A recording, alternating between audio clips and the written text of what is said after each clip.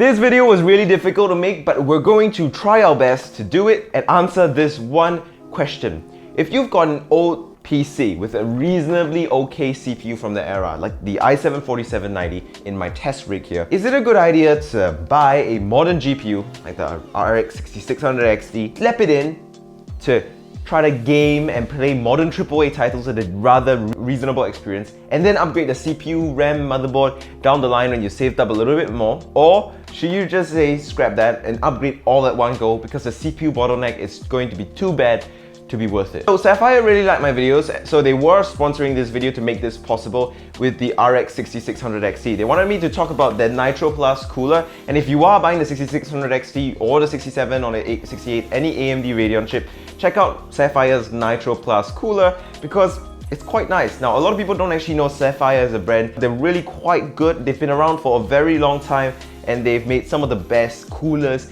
for AMD GPUs. Either way though, thanks to them, this video is possible. Now, I actually wanted to make this video a PC build guide, but the parts that I chose for the build guide and actually have available, they're the same exact parts mostly as the recent PC build guide uploaded by Julian Tay. So I decided instead of doing the same thing, I'm going to switch it up to this little experiment that we have here today. So the testing methodology is really simple. We got a PC with an i7-4790, a 4-core 8-thread processor from 8 years ago. We're going to slap in a 8-year-old GPU, the 750 Ti, which is also entry level back then. Find out how it will play one very modern AAA title, Cyberpunk, and one very easy to run game, Counter-Strike Global Offensive. And then we're going to swap out that GPU after messing around with drivers. We're going to swap out GPUs for the 6600 XT and then find out how the i7-4790 will hold up and how much of a CPU bottleneck it will be. Now, to find out how much of an actual CPU bottleneck this will be for the 6600 XT, we will be comparing the performance of this rig to a rig with a CPU that is more likely to be paired with the 6600 XT, and that is the PC below this little tiny one right here, the one initially intended for the build guide. So inside it has a Ryzen 5 3600, 16 gigs of 3600 MHz Clev Bolt XR RAM, I think that's what it's called, and it's basically a much faster CPU, more cores, better single core performance than the 4790. And it's going to be a performance improvement going to the 3600, but we're going to see if the performance difference is big enough to justify scrapping just buying a single GPU and slapping it into this rig, just waiting it out and upgrading the CPU, RAM, motherboard, and GPU all at the same time. So we're going to try to find out the answer to the question whether to buy a GPU now and live with the CPU bottleneck or to just upgrade everything at one go. I initially planned for the whole benchmark section to be like this journey and exploration where you come along for the ride as I tested every single thing and showed you in real life. But the thing is, it's a nightmare to do without a proper cameraman, so I'm just gonna do a voiceover and give you the results straight, and I think most people would rather that anyway because it's also much easier to edit and deal with. So the main 3 games we tested was Counter-Strike Global Offensive, Cyberpunk 2077, and Shadow of the Tomb Raider. I only tested Shadow of the Tomb Raider in the i7 versus Ryzen 5 3600 tests, just for the sake of simplicity. Either way, let's jump into the results. For Counter-Strike Global Offensive, the i7 and the 750 Ti, we got a minimum frame rate of 84 as well as an average frame rate of 130. One thing I did notice, however, there was a lot of micro stuttering, a lot of jitters, even though the frame rates seemed to be reasonably consistent. I think this has got to do with the fact that the 750 Ti is aging, because once I swapped it out for the 6600 XT, it was perfectly fine, which is great because it means the CPU is perfectly okay, and it wasn't the CPU's fault. Speaking of which, when you had the i7-4790 and the 6600 XT, minimum frame rate was a lot more stable at 120 FPS with an average FPS of 165. To nobody's surprise, the increase in average frame rate was inevitable because it's a much more powerful card, but as expected, the increase in average frame rate was very minimal because this is a very CPU intensive game and we are clearly more CPU bottleneck than GPU bottleneck. Moving from the i7-4790 to the Ryzen 5 3600, minimum FPS was still 120, but average FPS was higher at about 182.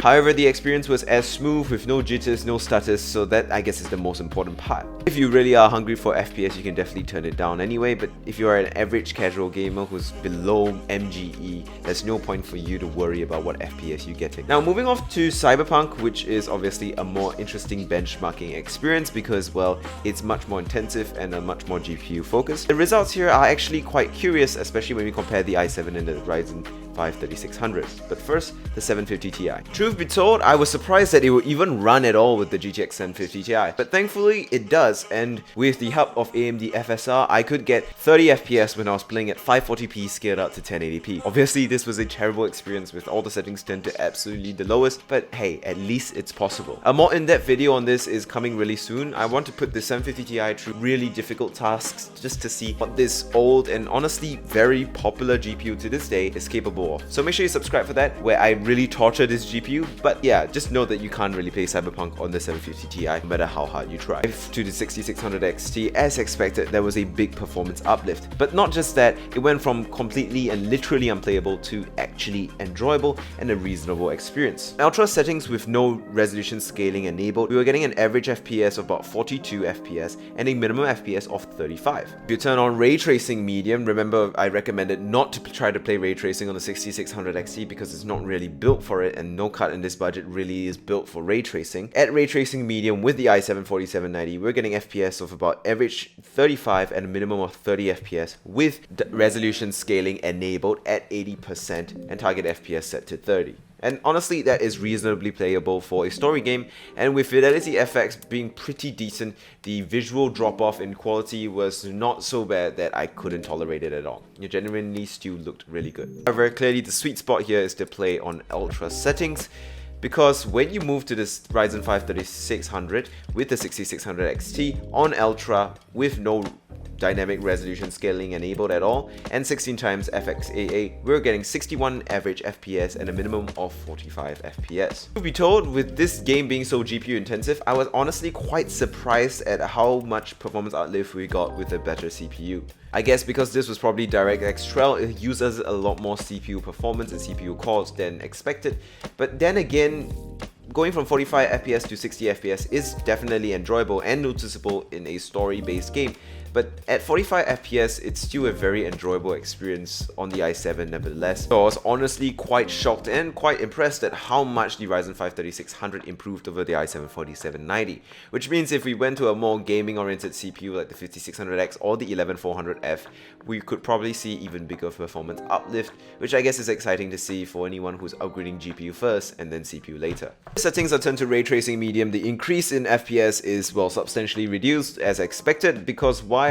This makes the game more GPU intensive and hence more GPU bottleneck when you increase the graphics fidelity. At ray tracing medium, the average FPS does improve from 35 to 39 and the minimum FPS does increase to 33, but this is still not the most desirable combination of FPS numbers, but it's definitely much improved. And this is with 80% dynamic resolution scaling with ray tracing medium preset, of course. The truth is, Cyberpunk is a really good looking game even without ray tracing, so I personally don't see the need for it. And really, ray tracing technology hasn't gotten to a point where it's a must-have for most games and for most gaming experiences. And once again, my advice holds. If you want ray tracing, you need to be spending more and getting something like the 3060 Ti at the very least, if not much more than that with the 3070 or the 6700 XT. Now let's move on to Shadow of the Tomb Raider. I did the built-in benchmark with the i7 6600 XT and the Ryzen 5 3600 6600 XT system because it has a CPU focused benchmark as well as a GPU focused benchmark, so we could really see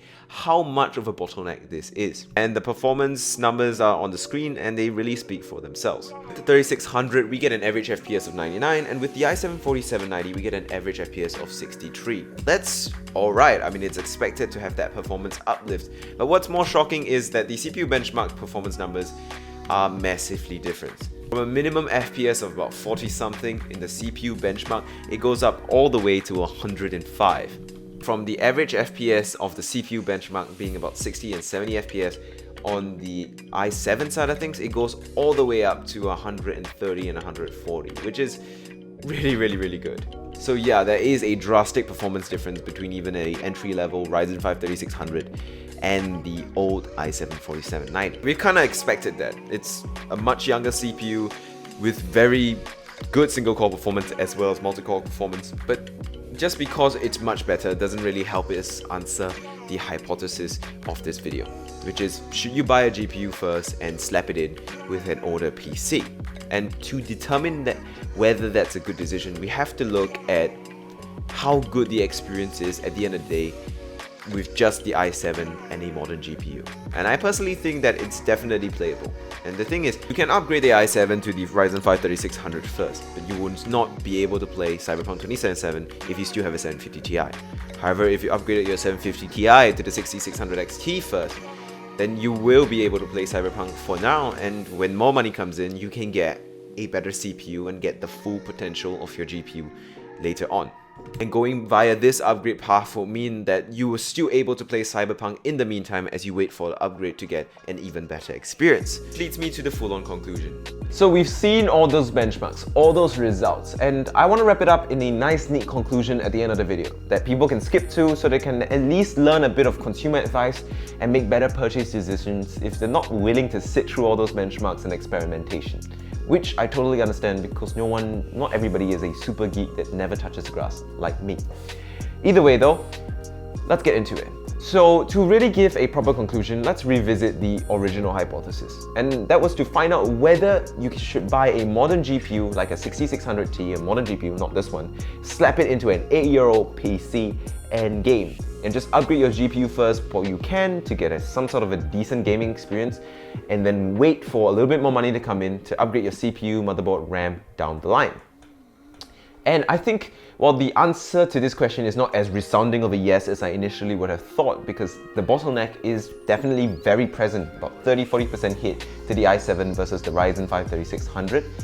I still would say it's a good idea, and for a few good reasons. And I'll try to preempt some of your concerns, even though I still want to hear any of your concerns or counter arguments in the comment section. So I think the first concern that people will say is, well, if this is so CPU bottleneck, then why don't you just upgrade your CPU first and wait for GPU prices to fall down the line? And I think this is probably the biggest counter argument to my whole stance of saying just buy a GPU now and slap it in. And there are many counters on my end to that concern. Number one, we have no idea where GPU prices will be in 6 months. The shortages, supply issues, they are way more uncertain than the CPU side of things. And we have no idea where cryptocurrency will be in 6 months. If Bitcoin is at $90,000, Ethereum will be equally high. And if Ethereum is really high, many people will be buying GPUs to mine that cryptocurrency. So as a result, it's way more unpredictable than it seems. And if you look at the past, we've been waiting for crypto to drop so that GPU prices to drop for the last 2 years. And clearly the wait has been quite futile. I'd rather just get a GPU now and get a gaming experience going. Even if it's suboptimal, then continue to wait. And that's another point that I want to bring up. Waiting for CPU prices to drop is more of a safe bet than waiting for GPU prices to drop. With crypto being way more uncertain than CPU technology progressing, and CPU technology about to hit like a really giant leap forward, I feel, with the next generation of OVion processors, big core, small core, and AMD's changing motherboards, changing sockets, there is, and I'm obviously speculating, but I really strongly feel that there is a massive shift in the CPU game coming, especially with Apple's M1 chips, the ARM chips really shaking up the market. It does feel like a gigantic change in the CPU game is coming very soon. And that gigantic change will mean the current generation of processors will become really cheap for us average gamers to get. As people don't buy the new generation stuff, this old generation stuff will seem boring and be on sale, good prices, even secondhand or brand new. And I think waiting for CPU prices to drop, since there's less scalping and less crypto need for these fancy CPUs, will be a better idea than, well, waiting for GPU prices to drop, because we have no idea where GPU prices will be. Another thing is, of course, opportunity cost. Who knows where your life will be in 6 months? And with COVID kind of coming to the end, with vaccination rates increasing and people just getting plain sick of it, the economy and the world is raring for an economic boom and opening up at rapid rates. I think in 6 months, airlines will be bustling, travel will be massive, business will be booming, and because of that, your life will very likely be different to what it is now. We've been stuck in our homes for 2 years, I get it. But because of that, we might end up tunnel visioning and just focusing on the short term, thinking that this work from home, stuck at home thing will last forever. I strongly believe it won't. I think in 6 months, you might be surprised at how little time you have to game. Business and economy picks up again.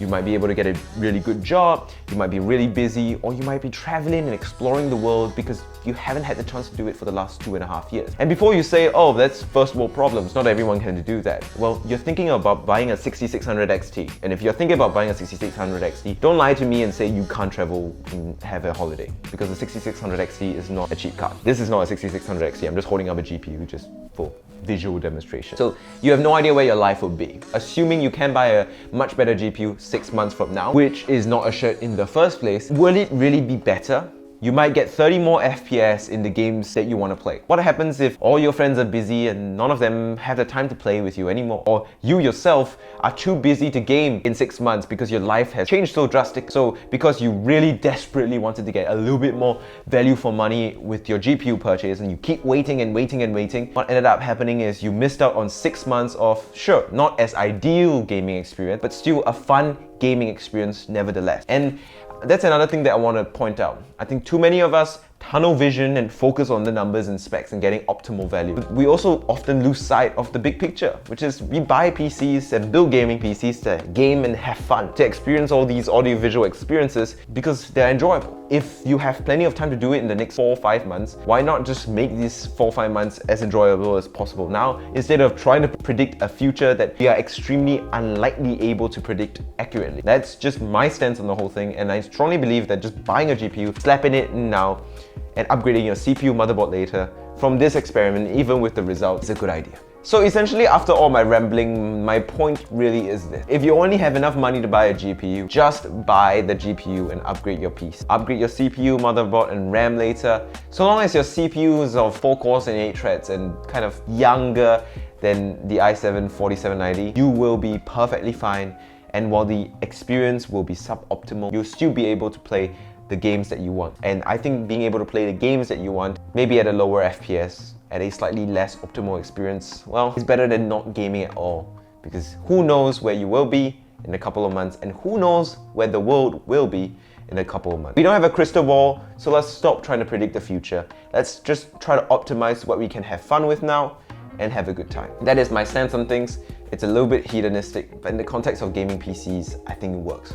Because we get too tunnel vision and focused on every single FPS for your dollar that we forget that at the end of the day, we should care about FPS because it helps us have fun in our games rather than caring about FPS just for the sake of having a higher number. I'd rather have fun than have numbers on my screen. So that is my stance on things. That is my consumer advice. Do you agree? Do you disagree? I would love to hear in the comments. And either way, this video was an extreme nightmare to make. It was very, very difficult. Thank you to Sapphire for sponsoring this video. Their Nitro Plus coolers, especially on the 6600 XT, is excellent. It's been quiet this whole time, even though it's running in the background with no side panel. And you should definitely check them out if you're looking to buy a 6600 XT or any AMD GPU for that matter. Either way, thank you guys so much for watching. I really appreciate your support. So far, the channel has been really growing quickly in the last month or so, so it's very exciting to see.